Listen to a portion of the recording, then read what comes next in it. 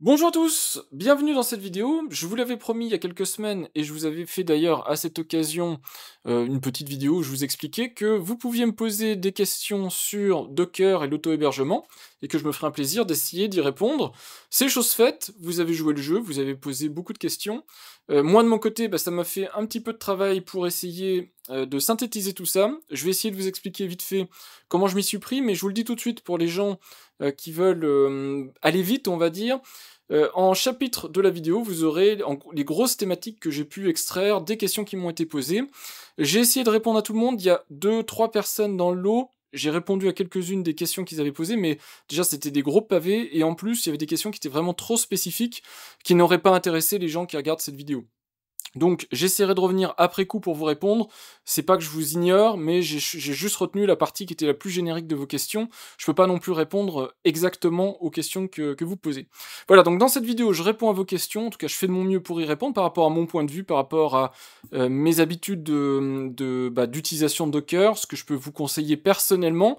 Ça ne remplace pas évidemment la littérature autour de Docker, ça ne vous empêche pas d'aller chercher vos avis également ailleurs, moi je vous explique juste par rapport à ce que vous me demandiez, comment moi je pratique la chose et ce que je vous conseille en fait pour vous-même vous lancer ou continuer à vous améliorer sur ce type de technologie. J'en profite aussi pour vous dire que je ne vais pas aller dans le détail de tous les pseudos et évidemment les messages, parce qu'il y a certains gros blocs de toutes les personnes qui m'ont laissé un petit commentaire, mais d'une manière générale, merci beaucoup à ceux qui ont joué le jeu, qui ont participé, qui ont posé leurs questions. Dans les commentaires en question, dans les messages en question, il y avait aussi des messages de remerciement et d'encouragement, que vous ne verrez pas là, puisque je les ai un petit peu synthétisés, mais je les ai lus, je les ai vus, et merci beaucoup pour ceux qui ont participé à cette vidéo, mais aussi de manière générale pour tous ceux qui suivent régulièrement mon contenu, qui me laissent un petit message positif, en tout cas d'encouragement, de remerciement dans les différentes vidéos. Voilà, c'est quelque chose qui est important pour moi, je ne sollicite jamais, vous l'entendez dans mes vidéos, jamais je ne vous dis mettez le pouce, laissez un message, partagez mes vidéos.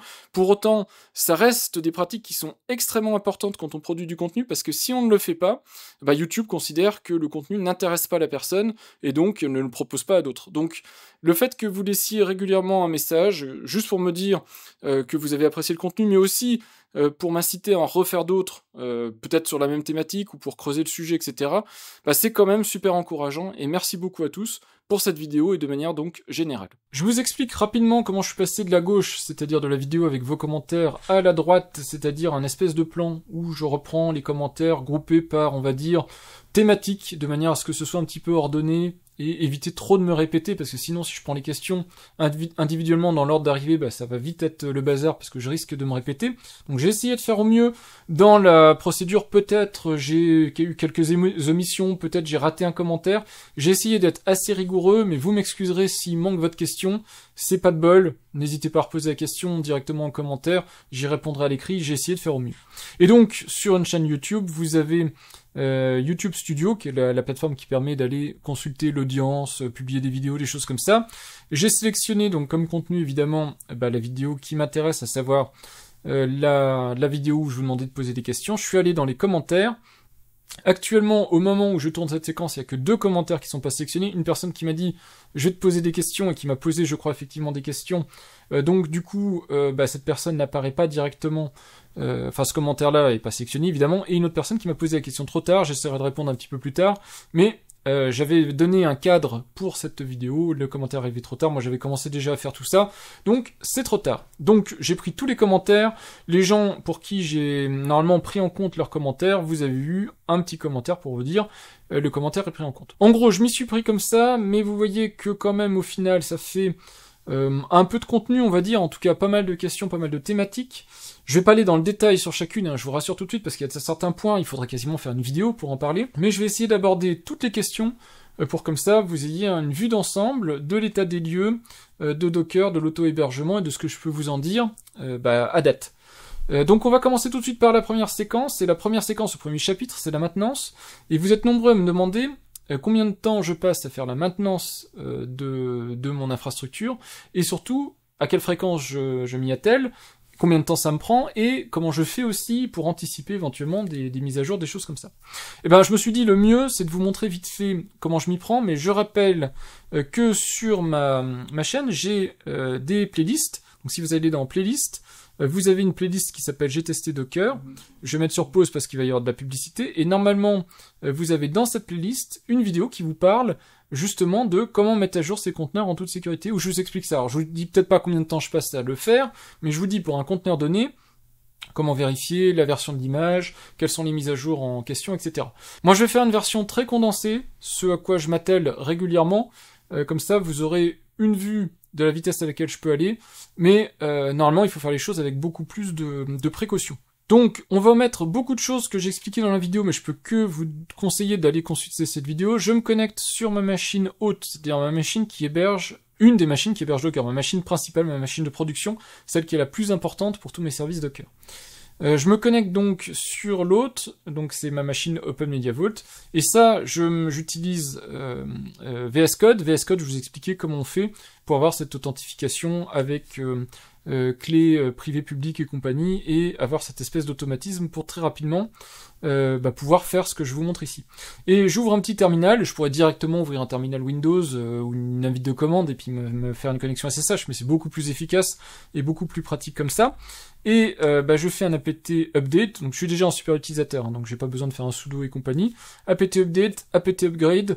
En général, quand j'ai le temps, je consulte le changelog ou le blog de Open Media Vault. Mais maintenant, depuis les versions récentes d'Open Media Vault, ce qui se passe, c'est quand vous faites un upgrade, donc déjà ici on voit qu'il y a le paquet Open Media Vault qui est à jour, donc on sait de toute façon par apt qu'il y a une mise à jour, donc là je pourrais directement aller sur le site d'Open Media Vault et regarder. Mais si je fais oui, en plus maintenant j'ai directement le changelog qui apparaît dans les journaux, donc au moment du list changes de apt, puisqu'ils ont ajouté ça dans la version 7, je crois. Et donc ça me permet de savoir très vite ce qui change. Donc je vois qu'il y a des petites améliorations sur le mount et des réglages DNS. Donc j'ai juste à dire ok c'est bon, ça me va, et je laisse opérer, et ça se passe très bien. Si j'ai un doute, comme je vous le dis dans la vidéo, de toute façon je consulte les différentes documentations ou les différents blogs qui parlent des mises à jour.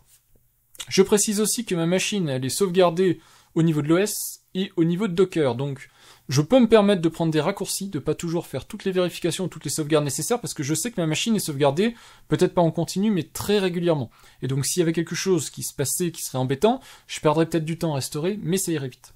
Donc là, c'est la mise à jour de l'OS, vous voyez que ça va vite. Pour la mise à jour de Docker, je me connecte directement sur la machine, sur Portainer, puisque j'utilise Portainer pour gérer Docker. Je vous rappelle que comme c'est une machine d'Open Media Vault, je pourrais très bien aller dans la partie service et dans la partie compose et à partir des fichiers et compagnie faire la même chose, c'est tout à fait possible, et je pourrais très bien le faire aussi en ligne de commande. Moi je préfère 1000 fois le faire sur une interface web, c'est beaucoup plus sûr et c'est beaucoup plus efficace, en tout cas de mon point de vue.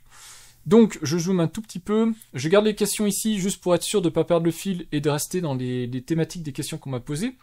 Donc, si vous avez lancé un compteur, vous me verrez faire en temps réel. Grâce à Portainer, mais maintenant, Open Media Vault, j'avais demandé un changement au développeur qui a bien gentiment fait le nécessaire, on a aussi ça. Quand on va sur les stacks, on voit directement qu'est-ce qui est à jour, qu'est-ce qui ne l'est pas. Et donc, je vous renvoie toujours vers la vidéo où je vous explique que pour chaque modification, on va bien évidemment consulter la liste des changements, savoir s'il y a des choses à faire ou pas. Ici, moi, on s'en moque, je le fais très rapidement, on voit que Swag a été mis à jour. Qu'est-ce qui a été mis à jour? Bah du coup, là, on ne sait pas, donc ça pourrait être, je pourrais tomber en panne en faisant ça comme ça aussi rapidement.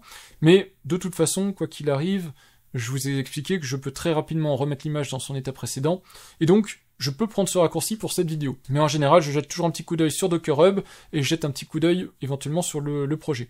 Je jette aussi un petit coup d'œil dans les logs, donc ici je vais faire hors caméra, je vais vérifier que ça a bien démarré, qu'il n'y a pas de traces suspectes, mais comme Swag, il y a énormément d'informations confidentielles dedans, je vous le montre pas à la caméra, mais je vérifie quand même qu'il n'y a pas d'erreur particulière, ou d'informations de mettre à jour les fichiers de configuration du conteneur en question, donc Swag, ça serait par exemple les proxy conf et les choses de ce type-là.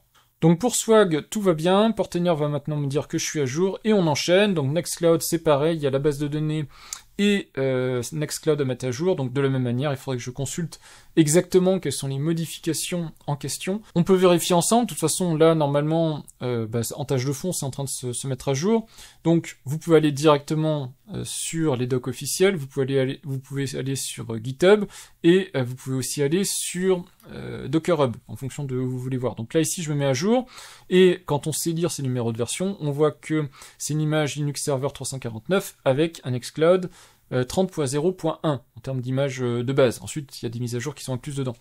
Voilà, donc ça me permet très rapidement de savoir ce qui va s'installer sur ma machine, et donc comme ça, s'il y a des changements qui sont importants, en général, des avertissements, des choses comme ça, en disant faites attention, des mises à jour de sécurité, ou éventuellement des mises à jour qui cassent des compatibilités, c'est indiqué dans les changelogs. Donc là, normalement, Portainer a fait le nécessaire, et j'ai maintenant, toujours de la même manière, je clique là-dessus, on voit la version du conteneur Linux Server qui est installé, donc la 30.01 LS349, et on voit derrière il a enchaîné avec l'installation des dépendances, des mods, des choses comme ça, jusqu'au démarrage final.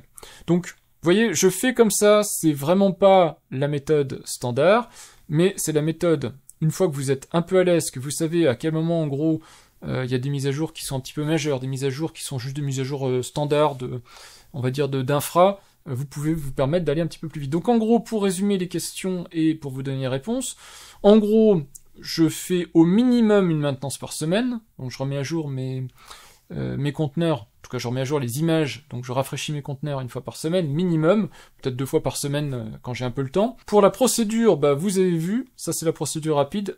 C'est pas toujours comme ça. Quand on met à jour ces conteneurs, de temps en temps, rarement mais de temps en temps, il y a des grosses mises à jour, une montée de version de Nextcloud, une montée de version, je vous ai montré dans le contexte de Swag, il y avait par exemple Ocelia qui était mise à jour, je vous ai même fait une vidéo dédiée parce que c'était une très grosse mise à jour, donc ça nécessite de l'anticiper et de prendre le temps de bien la faire, surtout si derrière moi je tourne une vidéo, ça prend encore plus de temps, mais dans la majorité des cas, c'est quelques minutes dans la semaine pour le jeu le petit jeu de stack que j'ai déployé. Ici, j'ai en fait restreint, hein, plus j'avance dans le temps, plus je restreins à vraiment ce qui m'est nécessaire. Ce qui n'est pas strictement nécessaire existe toujours, mais est filtré, et je les redémarre de temps en temps. Donc vous voyez, par exemple, j'ai du Heimdall, j'ai du Ivantoy, j'ai du Olama pour l'IA, j'ai du Dockage, j'ai du Dune, et ben ceux-là ils sont pas démarrés tout le temps, je les mets à jour de temps en temps je les remets en activité, je les utilise, mais ça me permet comme ça de me focaliser sur ce qui est vraiment utile en production, ce dont j'ai besoin très régulièrement.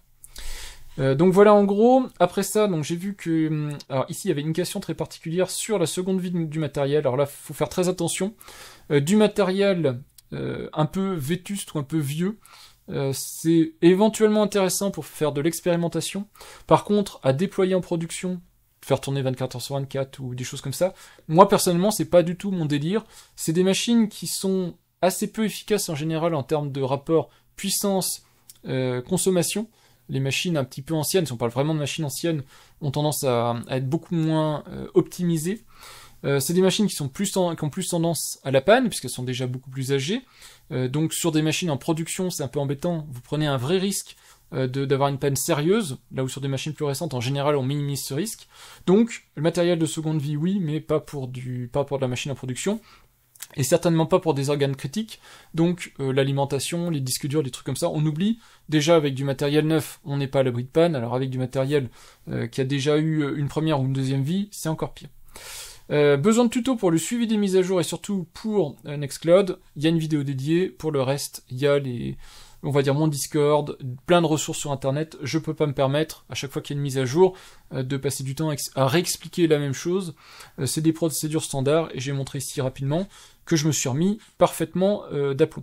D'ailleurs, quand j'ai fini, en général, j'aime bien, et vous voyez que par défaut, Portainer me garde tous les filtres, puisque là, c'est juste les filtres des images inutilisées. J'aime bien supprimer les images utilisées, je peux toujours les télécharger dans leur version donnée si nécessaire. Et je supprime aussi les notifications, si ça veut bien me rendre la main, voilà, je supprime les notifications, comme ça je sais que j'ai pas de notification, et si j'ai une notification au Portainer, c'est qu'il y a eu un crash de conteneur, un truc comme ça, et que c'était important.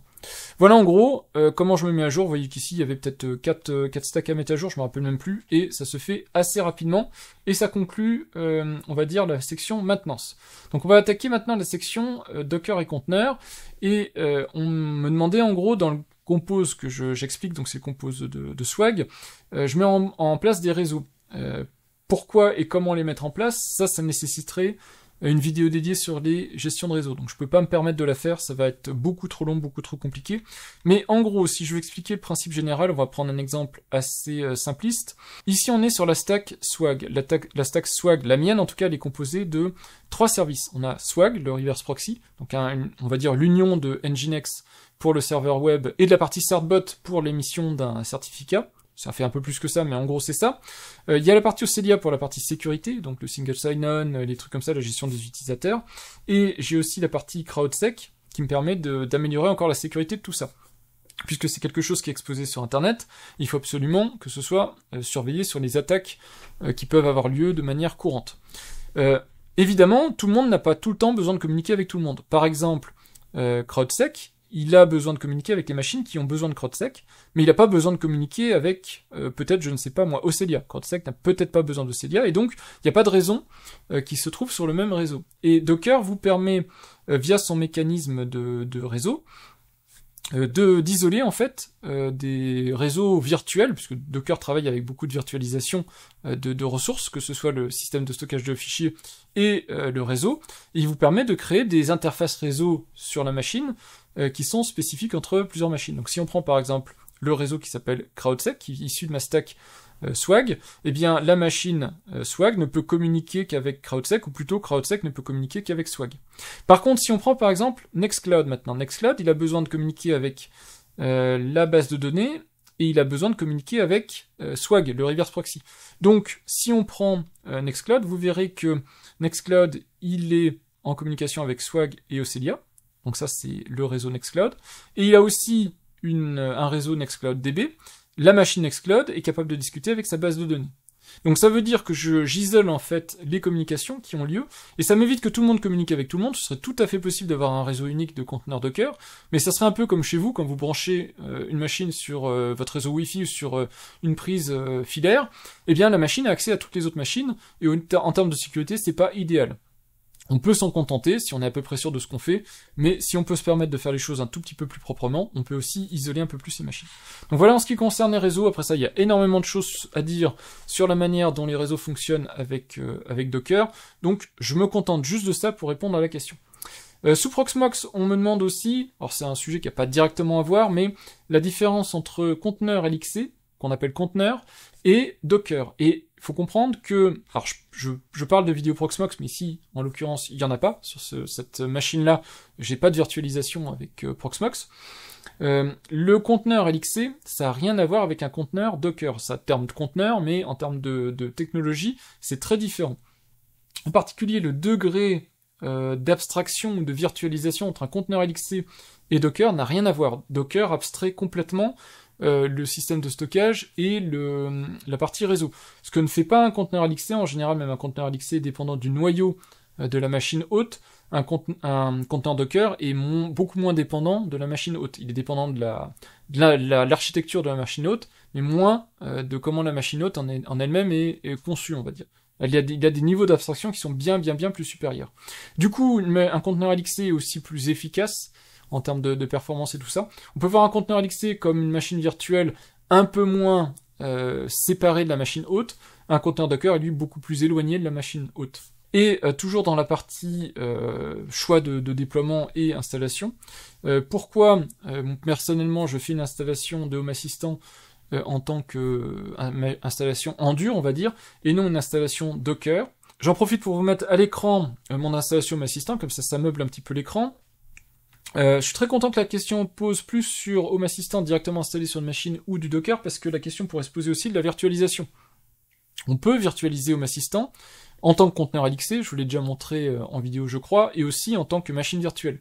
Et ça peut avoir tout à fait l'intérêt. Moi j'aime pas du tout l'installation de Home Assistant en tant que conteneur Docker, et on vous présente ici en fait, dans la doc officielle de Home Assistant, les capacités de Home Assistant en fonction de si vous êtes en OS, donc si vous utilisez le système d'exploitation Home Assistant, qui est un petit peu spécial, hein.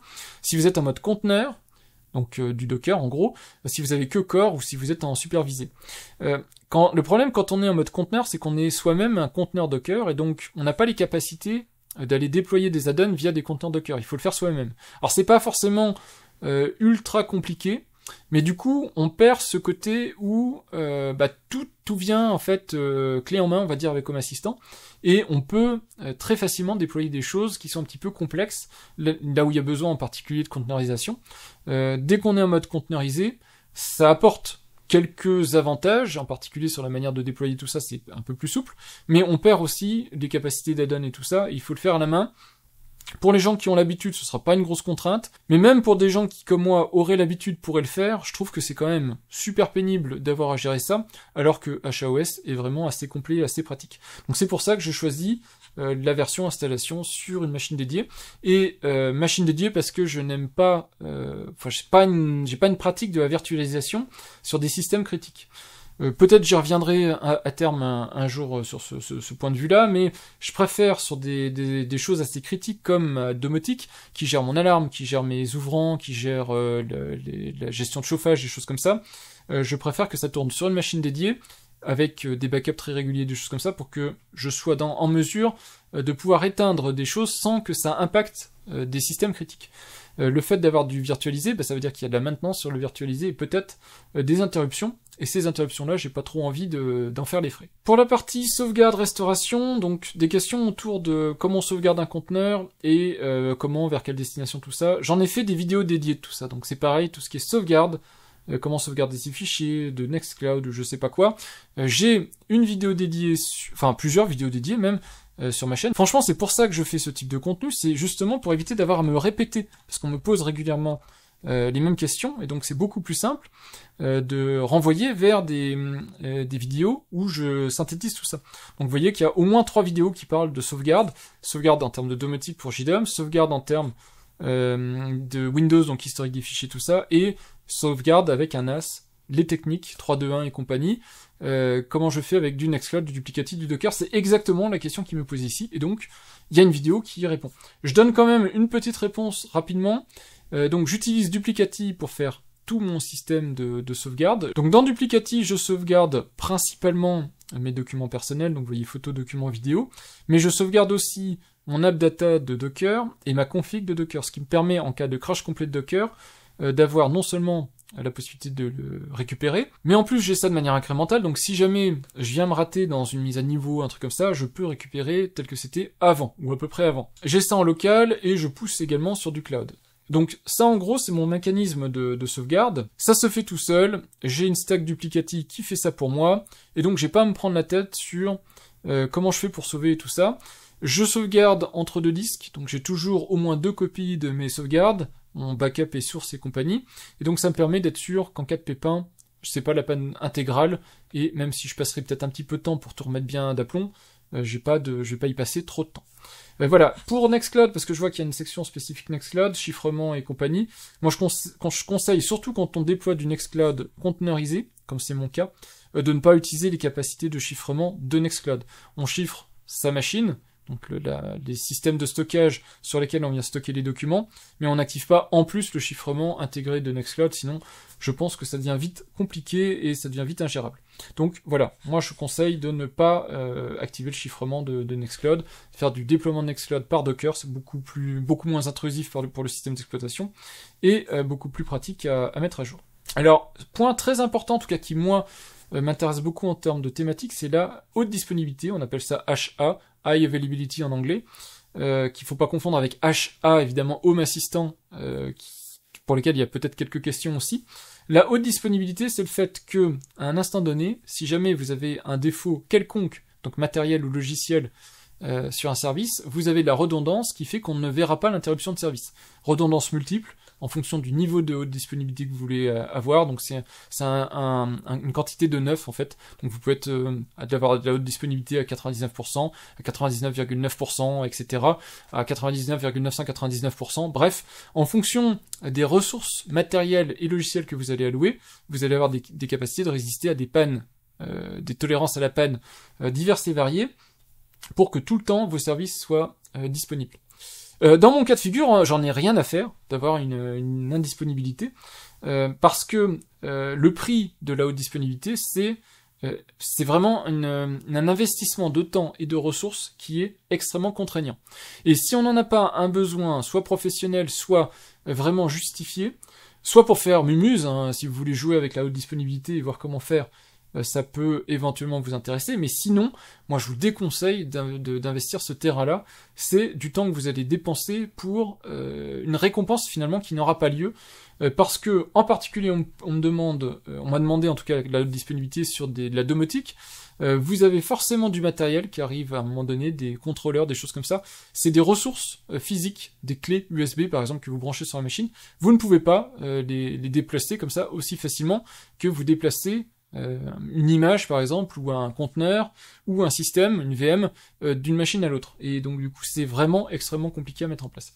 Donc pas de haute disponibilité, cependant si vous voulez faire de la haute disponibilité, vous pouvez le faire soit directement avec Docker, et ça s'appelle Docker Swarm. Vous le verrez probablement, si vous ajoutez ici des nouveaux environnements, vous verrez qu'on vous demande si c'est un environnement Swarm ou un environnement classique. En général, sur la page d'accueil de Docker, quand vous dites ajouter un environnement, vous verrez qu'il vous demande ça. Docker Swarm, c'est juste d'avoir plusieurs machines Docker qui sont orchestrées entre elles, avec la possibilité derrière de faire de la haute disponibilité. Donc je vous montre directement la documentation de Docker, et vous verrez qu'on vous parle directement de cluster et de haute disponibilité et de modèles décentralisés. L'alternative, ou en tout cas, c'est même pas une alternative, c'est probablement plus intéressant pour faire de la haute disponibilité avec des conteneurs, c'est Kubernetes. Donc K8S, pour les gens qui parlent avec des raccourcis. Là, vous avez aussi la possibilité d'avoir de la haute disponibilité. Je précise que Kubernetes, comme Docker quand on passe en Docker Swarm, en haute disponibilité, on commence à avoir des instances multiples de ces conteneurs, et ça permet pas de faire uniquement de la haute disponibilité, ça permet de faire un truc qui est plus intéressant, c'est le scaling. Le scaling, c'est la mise à l'échelle par rapport aux ressources qui sont consommées. Donc si par exemple vous avez énormément besoin d'un service, ce service pourra éventuellement créer d'autres instances pour mieux encaisser le trafic qui va être induit par ces consommations de ressources.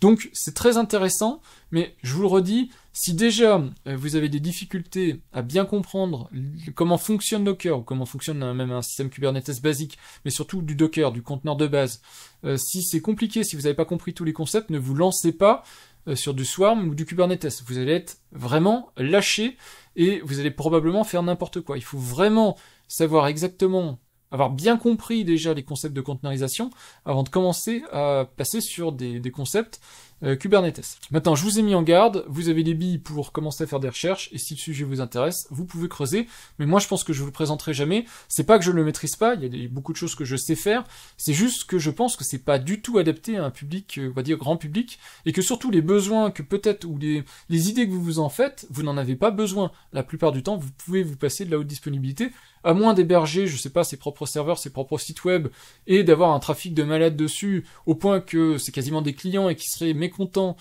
si votre service n'est pas disponible, on peut se permettre d'avoir quelques interruptions de service, on redémarre un conteneur et c'est reparti. Il n'y a pas besoin d'avoir de très haute disponibilité. Par contre, monitorer ce qu'on déploie, être alerté quand il y a une panne ou un truc comme ça c'est, je pense, quelque chose qu'il faut beaucoup plus investiguer que la haute disponibilité. Et du coup, comme on parlait de haute disponibilité et de scalabilité, migration et tout ça, vous avez vu que c'est possible avec ces technologies de basculer des conteneurs d'une machine à l'autre. Mais un conteneur Docker, vous pouvez aussi le basculer sur une autre machine, alors pas en actif-actif, mais si jamais vous avez besoin de transférer les ressources parce que, je sais pas, vous changez de machine, ou vous voulez réorganiser un petit peu votre réseau, vous copiez la partie montage en fait de votre Docker. Alors, par exemple, dans mes cas de figure à moi, on va prendre un truc sans trop de prétention, je sais pas, du Nextcloud par exemple, c'est ce que vous stockez ici, les volumes, donc ça, vous le placez sur la nouvelle machine, ça peut être vos configurations, ça peut être ce que Nextcloud a stocké lui-même en persistant, puisque tout ce qui est dans l'image,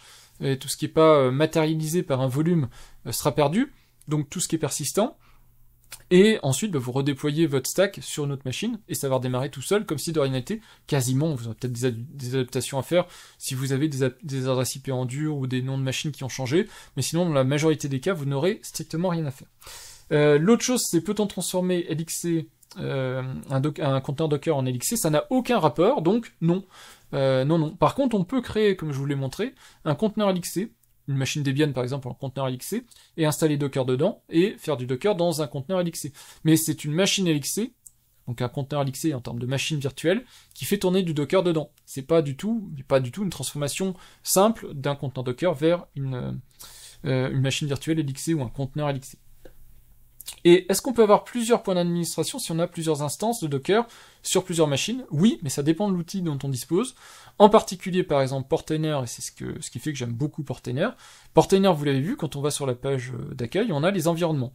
Et dans les environnements, on peut avoir plusieurs installations Docker. Donc ici, vous voyez qu'on est connecté directement local sur le processus Docker local, donc va run Docker Socks.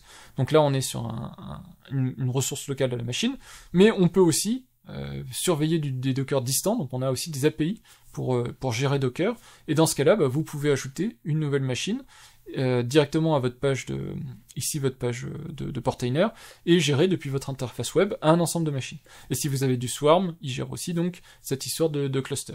On arrive sur la thématique réseau sécurité, c'est un point effectivement très important quand on déploie des conteneurs, mais aussi juste quand on met en place une machine et qu'on l'expose sur Internet. À partir du moment où il y a des personnes externes à chez vous qui ont un accès à quelque chose de chez vous, ça devient extrêmement critique. On va dire que la sécurité, c'est un peu moins grave si vous restez chez vous, que c'est une machine qui va rester purement et simplement chez vous, et que voilà, vous ne partagez pas. C'est important de garder à l'esprit toujours des concepts de sécurité, mais peut-être c'est moins critique, il y a moins de vulnérabilité. Dès que vous exposez des choses, dès que vous partagez des choses, la sécurité devient tout de suite extrêmement critique. Pour ce qui est réseau, donc je vous ai déjà expliqué dans ma stack Swag. Alors, évidemment, c'est un survol du sujet. Je pense pas, je vous l'ai dit, qu'un jour j'aille plus dans le détail, mais vous avez vu vite fait que j'isole les réseaux en fonction de tous les services et de comment ils ont besoin les uns des autres, pour que un service ne voit vraiment que ce dont il a besoin. Donc ça, c'est une première approche pour déjà bien définir sa sécurité réseau. Et Docker propose tout ça avec la possibilité de définir des réseaux externes, ça veut dire des réseaux déjà déclarés. Donc ici, la stack Swag me dit moi, si jamais le réseau n'existe pas, je suis pas content, parce qu'on me dit qu'un réseau doit être déjà existant, donc je le décris en tant qu'externe, et je veux qu'un réseau Duplicati existe, et son nom doit être Duplicati. S'il n'existe pas, il y a un souci, c'est que tu m'as déclaré quelque chose qui n'existe plus. Et la stack Duplicati, si on va voir la stack Duplicati qui est ici, elle fait l'inverse. Elle dit, moi j'ai un réseau Duplicati pour ce service, et je déclare le réseau Duplicati, donc quand tu me créeras, si le réseau n'existe pas, tu me crées un réseau, et tu le nommes Duplicati. En gros, ça se fait comme ça va ensuite se brancher magiquement. Les réseaux, ils peuvent être internes, on va dire, au sein de votre stack, donc votre Docker Compose, ou entre différents Docker Compose, et c'est à vous d'isoler en fonction de ce qui vous paraît le plus logique, le plus sécurisant, et le plus facile à maintenir. Après, concernant les pratiques de sécurité, pourquoi exposer des conteneurs sur Internet derrière Austelia, plutôt que tout exposer en local et se connecter via VPN? Ça n'a strictement rien à voir en termes d'approche. Quand on expose sur Internet derrière Austelia, c'est qu'on est sur un serveur web. Un serveur web, n'importe quelle machine peut faire du web. Quand on parle de VPN, ça veut dire déjà qu'on commence à attaquer des protocoles spécifiques. Toutes les machines, tous les réseaux ne permettront pas de router votre trafic VPN déjà, donc vous ne pourrez peut-être pas vous y connecter de n'importe où, et c'est pas du tout la même approche, c'est une approche beaucoup plus lourde, où vous faites en sorte qu'une machine distante soit connectée comme si elle était en local chez vous, avec un tunnel sécurisé. Ça n'a rien à voir avec le fait de faire un serveur web qui communique de manière sécurisée, mais via votre navigateur internet, par exemple, ça peut être aussi via des applications mobiles, mais on va dire via un navigateur internet, qui communique de manière sécurisée à des services web. C'est des approches qui sont plus légères, différentes, et qui nécessitent des niveaux de sécurisation très différents. Donc, je vais pas dire c'est l'un ou l'autre, puisque c'est les deux. Personnellement, vous savez que j'ai un reverse proxy Swag. Ce reverse proxy, il délivre l'ensemble des services en gros qui sont là, ou une partie, puisqu'il y a des services que je réserve en interne, ou avec des niveaux d'élévation de privilèges, mais il y a des services que je réserve en interne, le reste est exposé sur Internet. Donc ça, c'est mes services du quotidien. Je me verrai pas devoir me connecter en VPN à chaque fois que j'ai besoin d'accéder à mon serveur Nextcloud, par exemple. C'est vraiment pas pratique. Ou quand j'ai besoin d'accéder à mon service de trousseau de clés, ou pour la gestion de mes mots de passe, Vaultwarden. Vaultwarden, c'est l'implémentation un peu ouverte de Bitwarden, et Bitwarden, il a des applications, des extensions dans le navigateur, des choses comme ça. Si je devais me connecter en VPN à chaque fois que je récupérais un mot de passe, ça serait une galère sans nom. Donc il y a certaines choses qu'on ne peut pas ou qui sont pas pratiques à exposer derrière un VPN. Pour autant, le VPN je l'ai puisque je vous en ai parlé. Alors moi j'ai choisi de l'héberger sur cette machine-ci, mais j'ai un WireGuard qui me permet d'avoir un service de VPN quand je suis en vacances dans un gîte que je sais pas trop ce qu'ils font avec le réseau, que je suis dans un lieu public qui proposent du Wi-Fi, mais je sais pas la qualité de ce qu'ils font du réseau public, eh bien, je me connecte en VPN sur mon réseau, et c'est comme si je revenais chez moi, donc je suis dans un tunnel sécurisé, on va dire à l'abri, quelque part, je sais que ma machine communique de manière sécurisée avec chez moi, et je ressors comme si j'étais chez moi. Donc ça me permet d'avoir ce type de niveau de sécurité, mais c'est très très différent par rapport à ce que je vous expliquais, juste un service web qui est disponible sur Internet. Et enfin, la question pourquoi Swag comme reverse proxy et pas Traefik, parce que j'ai essayé pas mal de services de reverse proxy, et je vous conseille, et je vous reconseille, parce que je vous en ai déjà parlé dans une vidéo dédiée, le très bon service Alternative 2. Et si vous cherchez par exemple Traefik, mais vous pouvez en chercher d'autres, vous avez plein d'autres noms très réputés qui vont sortir aussi. Un très bon reverse proxy que je peux vous conseiller, c'est Kadi. Kadi, il est très léger, il est assez intéressant à configurer parce qu'il est simple à configurer. Maintenant, moi je trouve que dès que ça se complique, c'est peut-être plus accessible pour le grand public, je sais pas, mais il y a des choses qui sont un peu moins élégantes dans la manière de configurer, et on comprend un peu moins comment il fait les choses, ça paraît un peu trop magique, pour moi en tout cas, mais c'est un très bon petit reverse proxy qui vous permettrait aussi de sécuriser votre trafic. Et vous avez d'autres possibilités, donc Nginx, dans la partie pure Nginx, ou encapsulé dans Swag par exemple. Donc vous avez des possibilités, et c'est à vous de déterminer quelles sont les meilleures possibilités. Traefik, donc pour résumer rapidement, moi je trouve qu'il est très intéressant, mais surtout, même s'il fonctionne très bien dans l'univers Docker, il est surtout très intéressant dans l'univers Kubernetes. Donc on voit ici l'image Docker, le Helm chart, donc le Helm chart c'est ce qui explique comment faire des déploiements Kubernetes, donc c'est assez poussé, hein, c'est au-dessus de Kubernetes, encore Helm, et quand on fait du Kubernetes très rapidement, on est amené à être obligé d'apprendre plein de technologies pour pouvoir gérer les déploiements et des choses comme ça. Donc vous allez voir que si vraiment vous voulez faire de la disponibilité, de la scalabilité, si vous n'êtes pas aidé par l'OS, à savoir que Open Media Vault, comme par exemple TrueNAS vous permettent de faire facilement du Kubernetes, mais vous cache quand même la complexité, eh bien Traefik, en fait, son principe, c'est de la découverte. Quand vous êtes, par exemple, sur un système Docker, eh bien, vous pouvez très facilement exposer des services en les taguant, en mettant en fait des informations directement dans votre partie Docker. Donc voilà un exemple de middleware, c'est ce qui est exploité entre votre implémentation Traefik et ce qu'on veut publier. Bien vous avez par exemple les labels ici, donc les espèces de petits tags que vous allez poser sur vos conteneurs, pour dire par exemple comment vous allez rendre disponible ce service, sous quel chemin, de quelle manière, etc. Et du coup, tout est présenté ici dans des Docker Compose. Il y en a qui aiment, il y en a qui aiment pas. Moi, j'apprécie pas trop. Je trouve que c'est un mélange des genres. C'est un mélange entre qu'est-ce qu'on déploie et comment on le déploie. Je trouve que c'est problématique d'avoir trop d'informations au même endroit. Et vous allez vous rendre compte très rapidement, si vous utilisez d'autres choses que Traefik, que ça fait énormément de labels qui sont présents dans vos Docker Compose, et c'est vite difficilement gérable, ça fait des trucs à rallonge, on est obligé de commencer à avoir des technologies pour essayer d'être aidé dans tout ça, et moi j'aime pas, je trouve que c'est trop lourd pour une utilisation classique. Voilà, à vous de voir si ça vous convient ou pas, mais ça reste un très très bon reverse proxy, si vous voulez quelque chose de très pointu. Et surtout, on attaque la haute disponibilité, les hautes volumétries, les choses comme ça. Donc c'est aussi quelque chose qui peut être très intéressant dans ces domaines-là. Il nous reste 2 thématiques. J'attaque tout de suite donc les applications spécifiques et les cas d'utilisation. Donc pour Home Assistant, déployer Frigate et comment le faire. Là c'est compliqué parce que moi je l'ai pas fait personnellement. J'ai un système de vidéosurveillance, c'est du Arlo.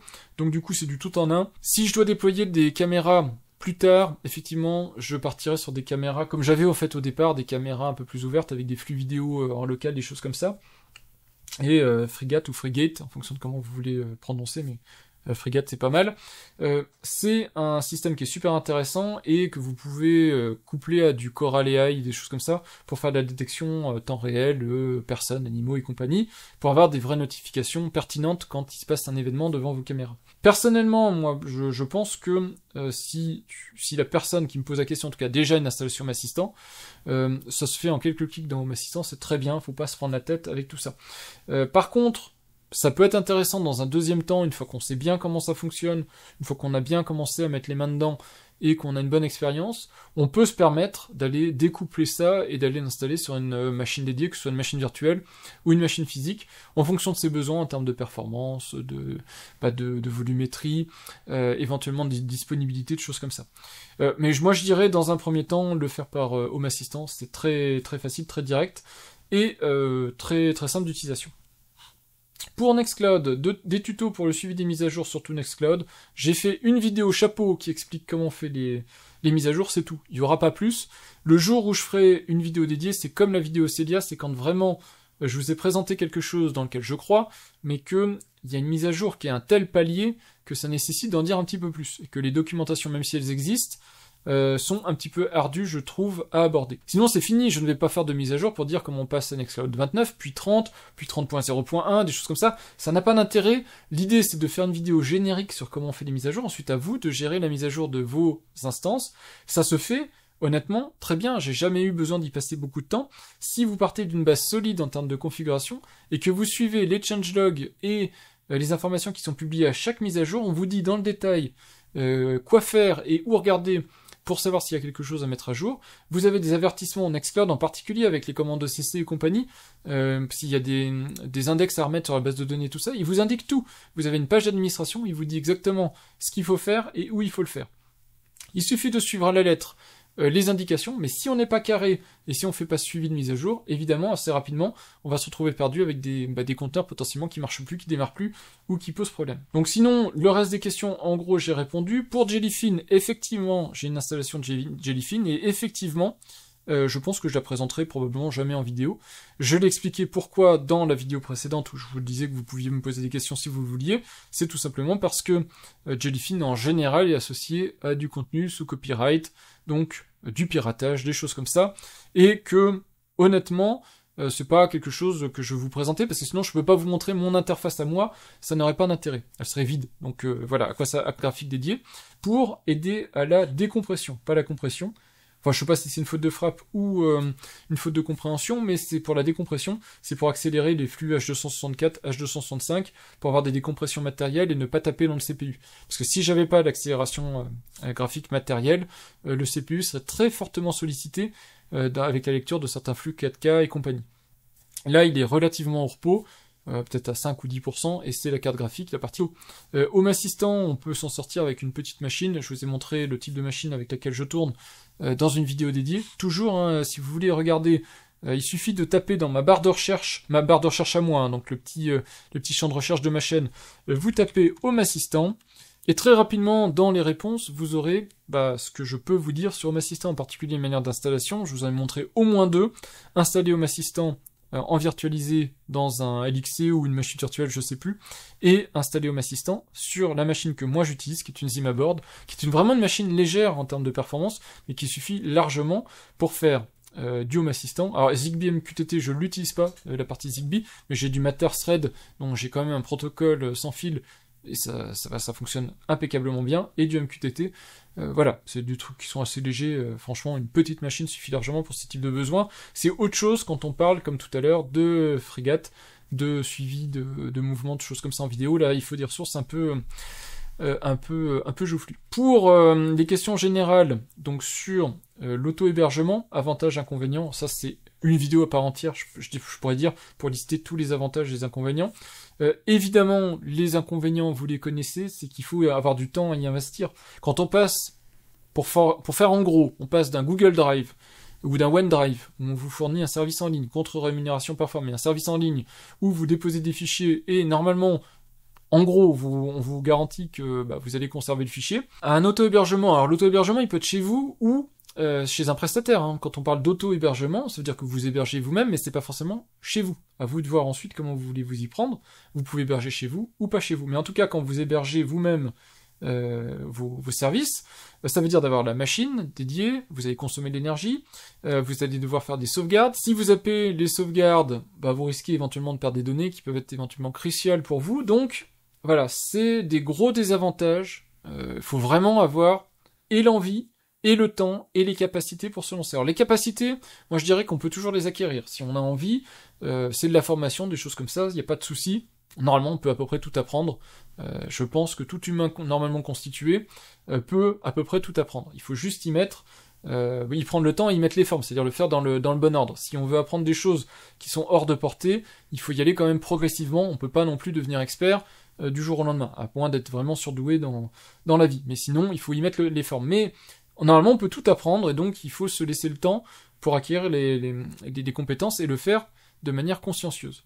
Par contre, évidemment, si on veut pas s'auto-héberger, eh bien, il faut faire confiance à un tiers, et ça, c'est pas toujours gagné. Quand on met des photos qui sont très personnelles, quand on met des documents, pareil, très personnels, documents d'identité, documents plus ou moins confidentiels, des choses comme ça, qu'on les confie à un prestataire, on voit tous les jours des fuites de données personnelles, tous les jours des problèmes de sécurité. Déjà que sur ses propres hébergements à soi, on essaie de faire du mieux qu'on peut, mais on s'expose à des problèmes de sécurité. Malheureusement, le fait de payer ne vous protège pas de tout ça. Et donc, vous pouvez avoir des gros leaks, des photos qui sont dans la nature, des documents qui sont dans la nature, et ça peut être très vite problématique pour vous ou pour vos proches. Donc, il faut faire très attention à ça. Et évidemment, ça a un coût. Alors, est-ce qu'il est supérieur ou pas à l'auto-hébergement? Ça dépend du matériel que vous avez déjà, ça dépend de ce que vous déployez exactement, mais en général, ça a très vite un coût qui peut être rentabilisé à partir du moment où on passe en auto-hébergement et qu'on le fait avec des moyens qui sont, on va dire, ajustés à ses besoins. Voilà, en termes de ressources, as-tu des sites, blogs, forums, subreddits, favoris pour se renseigner sur les outils auto-hébergés existants?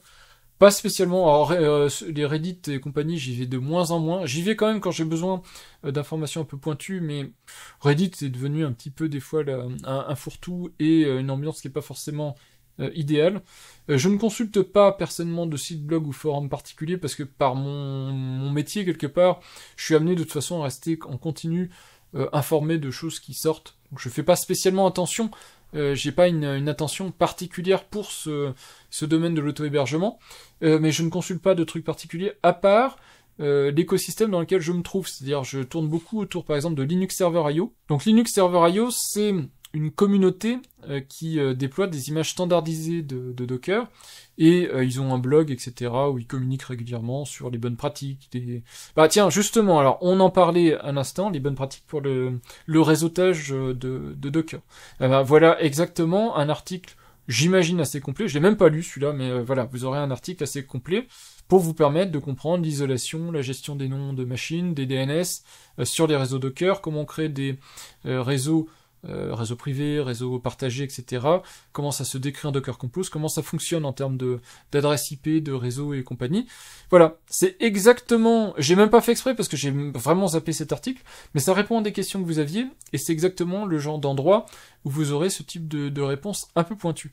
Linux Server IO, moi j'ai une très grande confiance dans cette communauté-là, ils sont très sérieux dans le suivi de leurs images, et c'est très important d'avoir confiance dans les technologies qu'on utilise, parce que c'est la base de tout.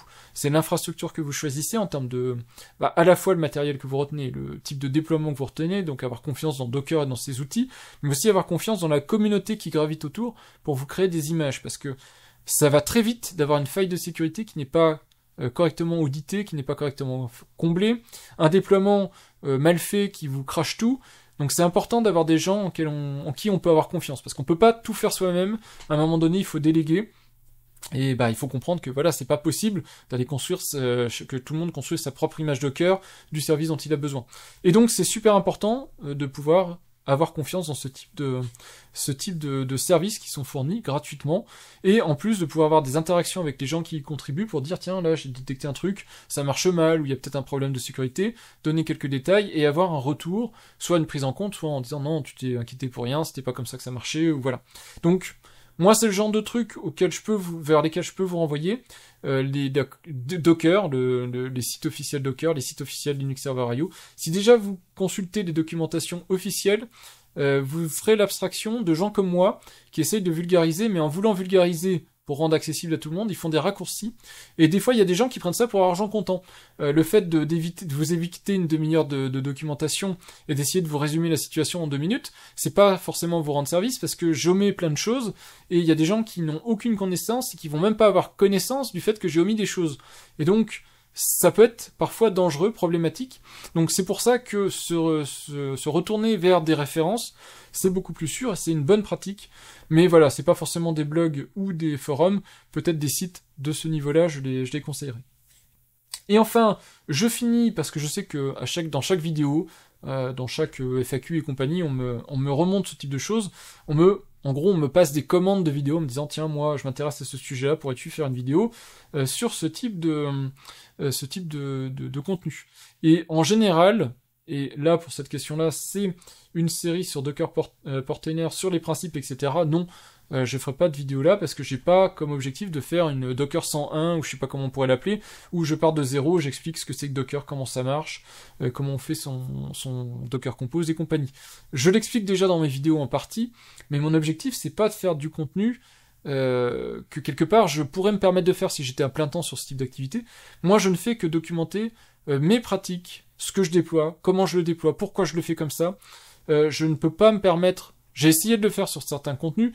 Comment ça marche, là, je peux vous remontrer, mais en gros, par exemple, si vous cherchez des disques durs pour NAS, j'ai essayé de vous expliquer comment on choisit ces disques durs, donc comment on fait un bon choix de disque dur en termes de technologie de disque dur, pour bien orienter sa manière de choisir du matériel. Pareil pour les types de RAID, comment choisir le type de RAID quand vous construisez votre plateforme, que ce soit du Proxmox, ou du NAS, si vous voulez faire du RAID Z, donc du ZFS, ou un RAID un peu standard. Mais je peux pas me permettre de faire ça pour toutes les thématiques, ça me demande énormément de temps, et ce temps-là, malheureusement, je l'ai pas. Voilà, je fais ça en plus de mon boulot, donc il faut que je me conserve du temps personnel, donc j'ai pas la possibilité de faire ça, et si c'est pour demander à une IA de me générer ce type de truc et de faire que vous récitez ce que vous pourrez vous dire, une documentation ou une IA, ça n'a pas de valeur ajoutée, donc je préfère plutôt vous partager mon expérience, ma manière de faire, comment je le fais, et je vous redis les raisons pour lesquelles je suis arrivé à le faire comme ça, plutôt que faire des grandes vidéos où j'explique des principes généraux en étant extrêmement abstrait, extrêmement déconnecté de mes pratiques à moi. Voilà, donc je considère mes vidéos plus comme un retour d'expérience, un vlog quelque part, comment j'avance sur les différentes thématiques, comment je peux partager les thématiques en fonction de comment j'avance. Par exemple, quand je vous ai fait la série de vidéos sur les NAS, et en général je regroupe ça dans des playlists, ça veut pas dire que je pars de zéro et que j'y connais rien, et que j'arrive ensuite à un certain niveau. Je connaissais plein de choses, c'est juste que ça m'a donné l'opportunité, parce que j'avais besoin de me construire une machine, de parler de matériel, de parler de logiciel, et de comment je déploie le logiciel. Mais c'est fini. Une fois que j'ai fait ça, j'ai ma machine, je vais pas y revenir parce que j'ai pas l'occasion d'y revenir. Voilà, c'est comme ça que j'aborde mes contenus, et donc que ce soit pour le choix de matériel, où je ne parle que du matériel que je retiens pour mon usage parce que j'en ai besoin, que ce soit pour le déploiement logiciel parce que je choisis, je retiens telle technologie plutôt qu'une autre, bah je me focalise forcément sur ce que moi j'ai retenu, mon expérience par rapport à tout ce que j'ai pu tester, ce que j'ai choisi, et je peux expliquer pourquoi je l'ai choisi, mais ensuite je ne me focaliserai que là-dessus. C'est pour ça que vous avez des vidéos sur Portainer et pas forcément sur Dockage, parce que j'utilise beaucoup plus Portainer que du Docker Compose en ligne de commande ou du Dockage. C'est pour ça que vous avez des vidéos sur OpenMediaVault et pas sur TrueNASCale. J'ai utilisé du TrueNASCale, mais j'ai trouvé OpenMediaVault plus léger, plus agréable à déployer, plus facile, on va dire, plus abordable pour une petite machine. Donc c'est ce que je présente.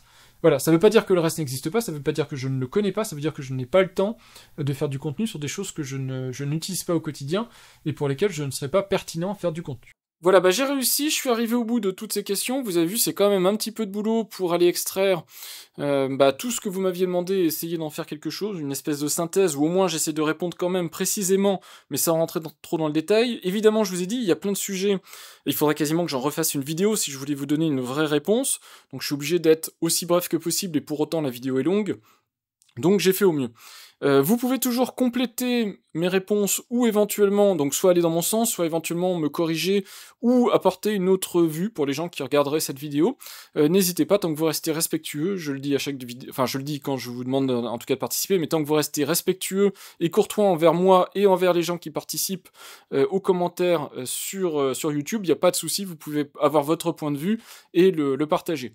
Vous avez également mon serveur Discord, si vous voulez y passer, si vous avez des questions particulières, ou si vous voulez même aider d'autres personnes qui se lancent peut-être sur des thématiques dans ce genre-là, autour de la domotique, autour de l'auto-hébergement, autour de la containerisation, eh bien vous êtes les bienvenus, toujours pareil, dans le respect et la courtoisie et la bonne humeur, mais Si vous êtes dans cet esprit-là, vous pouvez venir, il y a absolument aucun souci. Moi, je vous remercie à nouveau pour votre participation et puis je vous dis à bientôt pour de prochaines vidéos. Merci et au revoir.